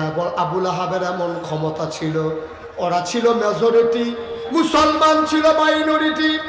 আল্লাহ কয় খেলা খেলবো আমি, তোমাদের কিচ্ছু লাগবে না, যারা খেলা হবে বইলা সারাটা বছর মানুষকে ডাকছে। আল্লাহ কয় তোমাদের সাথে কোনো মানুষের খেলা হবে না, খেলা হবে স্বয়ং আমি আল্লাহর। ঠিক কিনা? খেলা হবে কার? আল্লাহর সাথে খেলার মতো খেলোয়াড় এই পৃথিবীতে আছে? আমি বলি বেড়া, সলিবুদ্দি আর কলিবুদ্দি আল্লাহর সাথে খেলতে চাও? নমরুদের মতো মানুষটা দুনিয়া থেকে বিদায় হইল জোতার পিঠা খাইয়া, ফেরাউনের মতো বেড়ায় বিদায় হইল পানির নিচে ডুইবা, সাদ্দাতের মতো বেড়ায় দুনিয়া থেকে বিদায় হইল ওই দুই পা দুই দিকে দিয়া, সাত কারুনের মতো লোকটা বিদায় হইল মাটির নিচে ডুইবা। আর আজকে তুমি নব্য জাহেলিয়াত 2024 সালে একবিংশ শতাব্দীর সূচনা লগ্নে যারা আমার আল্লাহর সাথে খেলতে চাও, যারা আলেম ওলামার সাথে খেলতে চাও, বিনা অপরাধে ট্রাইব্যুনাল বানাইয়া, মিথ্যা সাক্ষী বানাইয়া যারা আমার নিরাপদ মানুষগুলোকে হত্যা করেছ, তাদের সাথে খেলার জন্য আমার আল্লাহ যথেষ্ট। ঠিক কিনা বলো?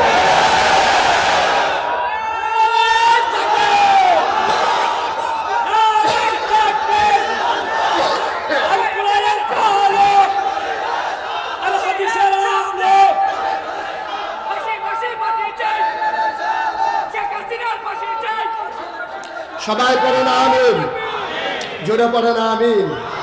তাইলে আল্লাহ, এই আল্লাহ আছে নাকি নাই? কথা কয় না, আছে নাকি নাই? তার জিজ্ঞান না আসেনি? এই ওয়াজ বোধ উফরে পড়ছে রে, আমিন বলো, জোরে বলো।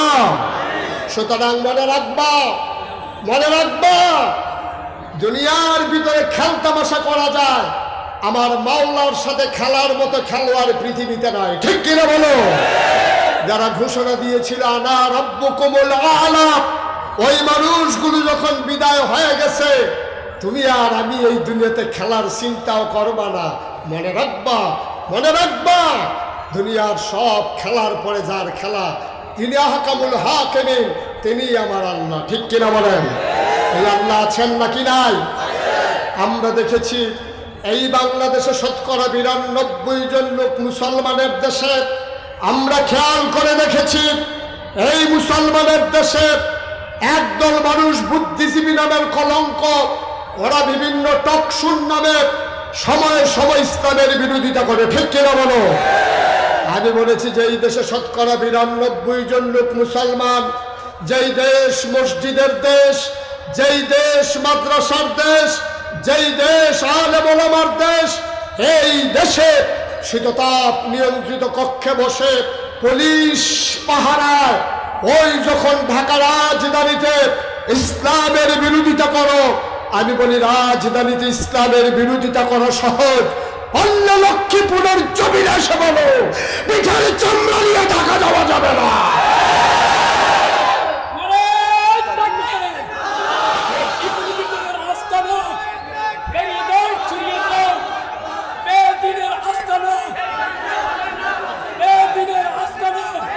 সবাই বলে আহমেদ। বন্ধুগণ, স্বাধীনতা অর্জন করা সহজ, কিন্তু স্বাধীনতা টিকিয়ে রাখা বড় কঠিন। 5ই আগস্ট বাংলাদেশ যখন নতুন করে আবার স্বাধীনতা পেয়েছে, চতুর্দিক থেকে এই স্বাধীনতা নিয়ে ষড়যন্ত্র হচ্ছে, ঠিক কিনা বলো? স্বাধীনতা অর্জন করতে গিয়ে যেমন করে আমার যুবকেরা বুক পেতে দিয়েছে পুলিশের বুলেটের সামনে, এই স্বাধীনতা রক্ষা করতে গিয়ে আবার যদি বুক চিতিয়ে দিতে হয়, তাহলে আমরা প্রয়োজনে জীবন দেব, বাংলার স্বাধীনতা ধূলিসাৎ হতে দেব না, দেব না, দেব না, ঠিক কিনা বলো?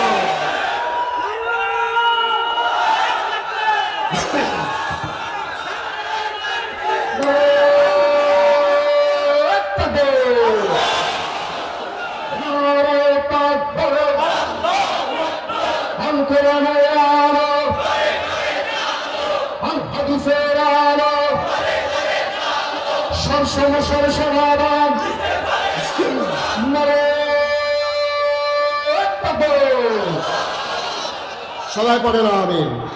যারা উঠে পড়েছেন বসে পড়ুন, এখন আমরা শেষ করে দেব। 33 বছর মুশতাক ফৈজি ওয়াজ করে। ওয়াজের জীবনে আমার একটা অভিজ্ঞতা হয়েছে, মাহফিলে কদম দিলে মাহফিলের ওজন বুঝি। আজকে এই লক্ষ্মীপুরে দিঘলি ইউনিয়নে মাহফিলে কদম দিয়া মন সাক্ষী দিয়েছে, তোমাদের মাহফিল আল্লাহ কবুল করে নিয়েছে।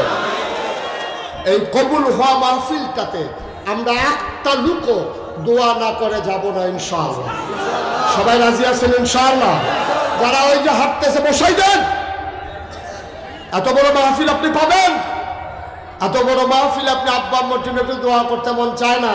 আপনি ইচ্ছে করলে এত বড় একটা মাহফিল সাজাইতে পারবেন? আবার 1 বছর পরে বাঁচলে যদি মাহফিল হয়, নাইলে তো শেষ, আপনি মরে যাবেন, মাহফিলের জায়গায় মাহফিল থাকবে। সবাই মিলে মায়ের জন্য, বাবার জন্যে আমরা সবাই মিলে দোয়া করতে চাই। আমি এতক্ষণ জোর করি নাই কাউকে বসার জন্যে। এখন যেহেতু আখেরি মোনাজাত হয়ে যাবে, আমরা সবাই একটু বসে পড়বো ইনশাআল্লাহ। সবাই মিলে তওবা করব। সবাই নামাজের মতো করে বসেন, যারা মাঠে বসে আছেন সবাই নামাজের মতো করে বসেন। আমরা সবাই মিলে তওবা করি, আল্লাহ যেন কবুল করেন। সবাই আমার সাথে পড়েন, আউযু বিল্লাহি মিনাশ শাইতানির রাজিম, বিসমিল্লাহির রহমানির রহিম। আজকে আল্লাহর খাস মেহরবানি, এই দিঘলি তানভীরুল কোরআন হিফজ মাদ্রাসা, ওনারা এই মাহফিলের ক্ষেত্রে আয় ছেলেরা আয়। কি হলো ভাই? এখন একটু দোয়া হবে। আপনার আব্বার জন্য আপনি দোয়া করবেন, আপনার আম্মার জন্য আপনি দোয়া করবেন। আপনি আব্বা, আপনার আব্বা আপনার জন্ম দিতে গিয়ে কী কষ্ট পাইছে আপনি জানেন কিছু? এই মায়ের কবরে ফেলে আপনি চলে যেতে চান? সাদা কাগজে লিখে রাখেন, যারা আজকে মা বাবা কবরে ফেলাইয়া দোয়ার আগে উঠতেছেন, আপনি যখন কবরে শুইবেন আপনার ছেলে দোয়া করবে দূরের কথা, মাহফিলের কাছেও আসবে না, ঠিক কিনা কন? আপনি তো শিখাইতেছেন দোয়ার আগে কেমনে চলে যাওয়া লাগে, এটা তো আপনি শিখাইতেছেন। সব দোয়া এক দোয়া মনে করেন না, সব মাহফিল এক মাহফিল মনে করেন। ধৈর্য ধরে বসেন। আজকে আপনাদের এলাকার দ্বীনী প্রতিষ্ঠান তানভীরুল কোরআন হিফজ মাদ্রাসা, তারা অনেক সহযোগিতা করেছে। এই এলাকার যুব সমাজ, ইসলামী সমাজ কল্যাণ পরিষদ বিশেষ ভূমিকা রেখেছে আমার যুবকেরা। ইনশাআল্লাহ ভবিষ্যতে এই মাহফিলটা টিকে থাকবে, আমরা সবাই মিলে দোয়া করি, সবাই কলা আমিন। বন্ধুগণ, আমার সম্পর্কে আপনাদের মোটেও ধারণা নাই, যেহেতু আমি আর কখনো আপনাদের কাছে আসিনি। আপনারা দেখেছেন আমার নামের পাশে 2টা শব্দ আছে, মুশতাক ফয়েজি পীর সাহেব, আছে না 2টা শব্দ? এই ব্যাপারে আজকে কথা বলি নাই ওয়াজে, আবার আসলে বলবো। আমি কখনো পীর সাহেব হতে চাই না। আমার দাদা ছিলেন ফুরফুরার সিলসিলার একজন বড় আল্লাহর ওলি, বিরাট বড় একজন পীর সাহেব। উনি এন্তেকালের আগেই আমার আব্বা এন্তেকাল করেছেন। এই জন্য আমার আব্বা যখন এন্তেকাল করলেন, দাদা মনে করেছিলেন দাদার পরে হয়তো আব্বা দরবার চালাবেন। দাদা আমাকে এসে বললেন যে তোমার আব্বা তো এন্তেকাল হয়েছে, আমি নিয়ত করেছি তুমি দরবারের দায়িত্বশীল হবা। তখন আমার 3 জন চাচা আছেন, আমার বড় ভাই আছেন। আমি বললাম ওনারা থাকতে আমি কেন? উনি আমাকে জড়াইয়া ধরলেন, চোখের পানি ছেড়ে দিয়ে বললেন, আমি বুঝি কারে দায়িত্ব দেওয়া লাগবে, আমি বুঝে নিয়েছি এটা হয়তো আল্লাহর ফয়সালা, আমি আর বাধা দেই নাই। কিন্তু আমি বলেছিলাম যে আমাকে যদি পীর সাহেব বানাতে হয় তাইলে আমার কিছু জমিন দেওয়া লাগবে। আমার দাদা তো ধনী মানুষ ছিলেন না, উনি মাত্র 9 শতক, 9 শতক, মাত্র 9 শতক জমিন দরবারের নামে দিয়েছেন। উনি আমাকে বললেন জমিন দিয়া কি করবা? আমি বললাম এই দরবার কামাইয়ের পথ হবে না, এই দরবার জনগণের খেদমতে কাজে লাগবে। আমি তার দায়িত্ব নেওয়ার পরে জমিন কিনা শুরু করলাম। আমি জমিন কিনলাম 1800 শতক। কয় শতক? আমার দাদা দিছে কয় শতক? আর আমি কিনছি কয় শতক? 18 শতক। 18 শতক উনি বুঝছে। আরে মিয়া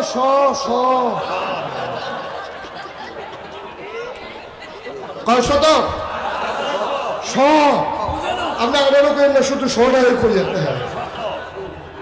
1800 শতক জমিনের উপরে আমার কমপ্লেক্স। যারা আমাকে দাওয়াত দিতে গিয়েছে, কে গেছিল দাওয়াত দিতে? খালেদ সাইফুল্লাহ কথা বলেছে। তারা দেখেছে আমার এখানে 18 একর জায়গার উপর আমার 10টা প্রতিষ্ঠান। একটা জেকিরের জন্য খানকা আছে, একটা দাখিল মাদ্রাসা, একটা নুরানিয়া মাদ্রাসা, একটা হাফিজিয়া মাদ্রাসা, একটা ধাতব্য চিকিৎসালয়, একটা গণপাঠাগার, একটা গবেষণাগার, একটা ছাত্রাবাস, একটা ইয়াতিমখানা, একটা মসজিদ। মারহাবা বলবেন না? আমার মসজিদটা ছিল টিনের ঘর, লোকজন জায়গা হয় না, অনেক ছাত্র আমার এলাকার মানুষ, দরবারের ভক্ত, মসজিদে লোক জায়গা হয় না। আমার দরবারে যারা ইঞ্জিনিয়ার তাদেরকে বললাম যে একটা মসজিদের ড্রয়িং করো। ওরা একটা আর্কিটেকচারাল ডিজাইন দাঁড় করালো, আমার কাছে নিয়ে আসলো। আমি বললাম এটা কি? বলছে এটা মসজিদ। আমি দেখলাম বিরাট বড় ডিজাইন। আমি বললাম এই মসজিদ কত বড়? যে হুজুর কত বড় বলতে পারবো না, তবে এই মসজিদের ভিতরে নামাজ পড়তে পারবে 6000 লোক। কয় হাজার? আমি কইলাম যে ভাই বুঝলাম 6000 লোক নামাজ পড়বে, এটা বানাইতে কত লাগতে পারে? 15 কোটি টাকা। কয় কোটি? যেমনি কইছে আমি মনে করছি 1500। যে তারা হুড়া কইরা কইছে, আমি কত কইলা? কয় 15 কোটি টাকা। আমি বেড়া মানুষের ভাই দাওয়াত খাই, দাওয়াত না খাইলে না খাইয়া থাকুন লাগে এই কারবার। হুজুর মানুষ, আমি 15 কোটি টাকা পাবো কই? এত বড় মসজিদ তোমরা রাখতে কইছিলাম? নিচতলায় হাসপাতাল, দোতলায় 3 তলায় মসজিদ, বিরাট কমপ্লেক্স, 19,000 স্কোয়ার ফিট, 6000 লোক মসজিদে নামাজ পড়বে। সংসদ ভবনের মতো নিচতলা থেকে সিঁড়ি উঠে ডাইরেক্ট দোতলায় চলে গেছে। আমার ভাই, আপনাদের এলাকার সন্তান মাহবুব ইজ্জুদ্দিন জাবেরি গত কিছুদিন আগে আমার দরবারের কাউন্সিলে গিয়েছিল। উনি দেখে বলল যে ভাই করছেন কি এটা? না বিরাট বড় একটা দর্শনীয় স্থান হয়ে গেছে। আমি এই মসজিদ যখন বানানো শুরু করলাম, আমি চিন্তা করলাম কেমনে বানাবো। আমি গরিব মানুষ, আমি নিয়ত করলাম 1 বছরে মুশতাক ফয়েজি ওয়াজ করে যত টাকা হাদিয়া পাই, পুরো 1 বছরের হাদিয়া আমার মসজিদ আমি দান করে দেবো ইনশাআল্লাহ। আমি জমাইতে জমাইতে 1 বছরে জমাইছি 25 লক্ষ টাকা। কয় লক্ষ? 25 লক্ষ টাকা দিয়া আমি মসজিদের কাজ শুরু করলাম। গত জুন মাসের 1 তারিখে একতলার ছাদ হয়েছে। আমার খরচ হয়ে গেছে 4 কোটির উপর। সুবহানাল্লাহ বলবেন না? ছাদের পরে ইঞ্জিনিয়ার আমার ডাইকা দিয়া কয় যে হুজুর ওই যে কইছিলাম 15 কোটি টাকা, 15 কোটি টাকা হবে না। আমি কত লাগতে পারে? 30 কোটি। ডর কি কমছে না বাড়ছে? কিন্তু সাহস বাড়ছে আমার।